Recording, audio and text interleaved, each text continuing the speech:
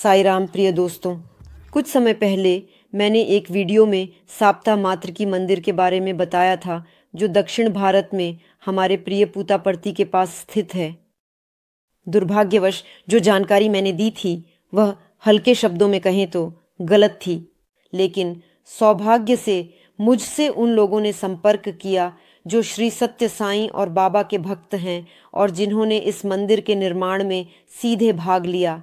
उन्होंने मुझे बताया कि यह सब कैसे हुआ, सीधे उनके अनुभव से। ईश्वरीय आशीर्वाद से मैं सुधार कर रही हूँ और हम फिर से साप्ता मातृकी मंदिर 7 दिव्य माताओं के मंदिर में लौटते हैं। प्राचीन किंवदंती कहती है कि देवताओं ने असुरों से लड़ने की कोशिश की। एक राक्षस की अद्भुत शक्ति थी और देवता उसके साथ जीवन और मृत्यु की लड़ाई कर रहे थे, लेकिन अगर एक भी रक्त की बूंद जमीन पर गिरती, उस राक्षस की रक्त की बूंद, तो उससे हजारों नए राक्षस पैदा होते। देवताओं के देवता महादेव ने शिव ने अपनी पत्नी पार्वती को मदद के लिए बुलाया और कहा कि केवल वही राक्षसों को नष्ट कर सकती है। इसके लिए उसे प्रजनन करना होगा और काली की योद्धा ऊर्जा को सक्रिय करना होगा। तो 7 देवी योद्धाएं प्रकट हुईं।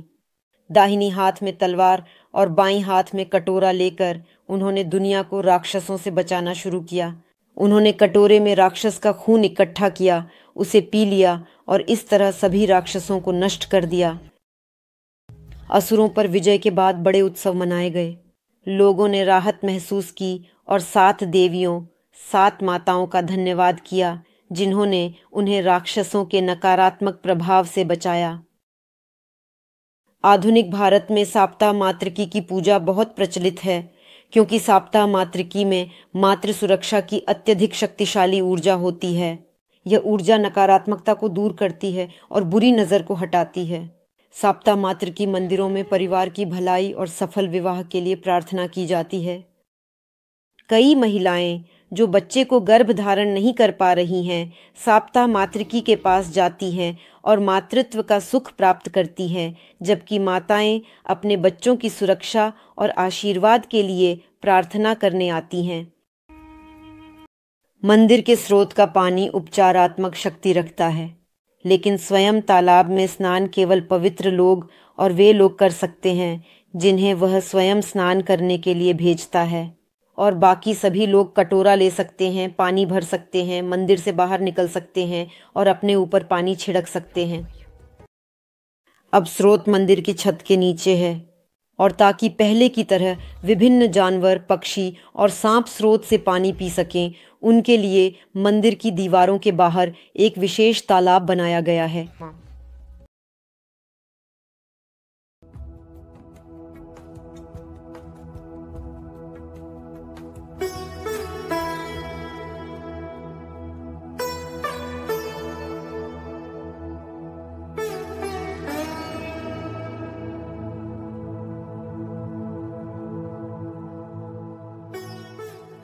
सप्तमातृका मंदिर का पुजारी एक विशेष व्यक्ति है जिसे स्वयं सप्तमातृका द्वारा चुना जाता है। वह विशेष अवस्थाओं में प्रवेश करता है और आपको नकारात्मकता या बुराई से शुद्ध करने में मदद कर सकता है या आपके महत्वपूर्ण प्रश्न का उत्तर दे सकता है।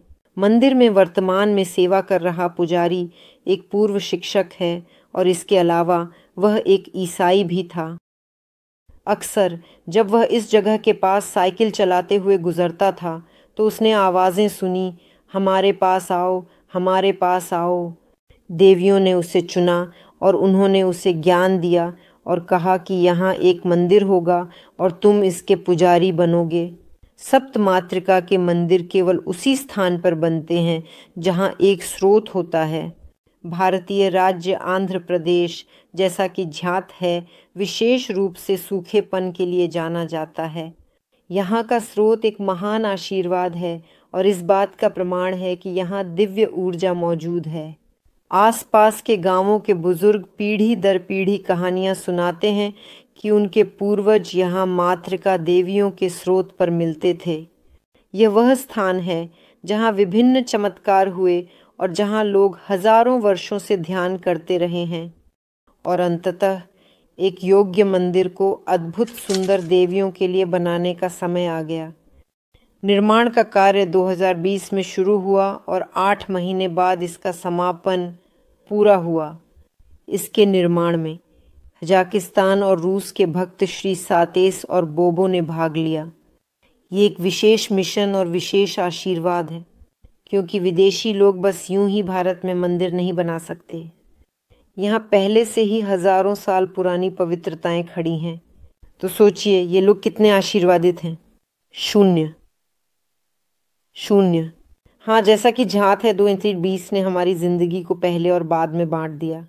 भारत में प्रतिबंध और लॉकडाउन विशेष रूप से सख्त थे, लेकिन दिव्य ऊर्जा की शक्ति सभी बाधाओं को पार कर गई।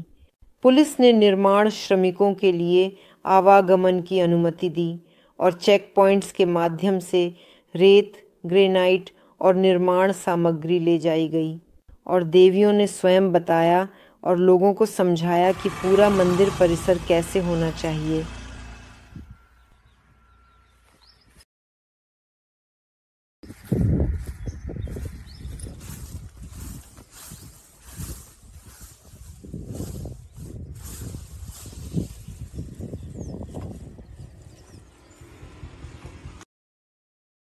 सप्तमातृका का मंदिर एक अत्यंत पवित्र और शक्तिशाली स्थान है। यदि आप देवियों से प्रार्थना करना चाहते हैं तो मंदिर जाने से कुछ दिन पहले कृपया उपवास करना और पारिवारिक जीवन में संयम बरतना शुरू करें।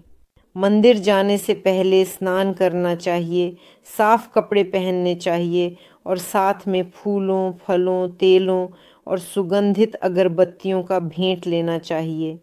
लेकिन निश्चित रूप से देवियों को सबसे महत्वपूर्ण भेंट आपके दिल की शुद्धता और आपके विचारों की शुद्धता है।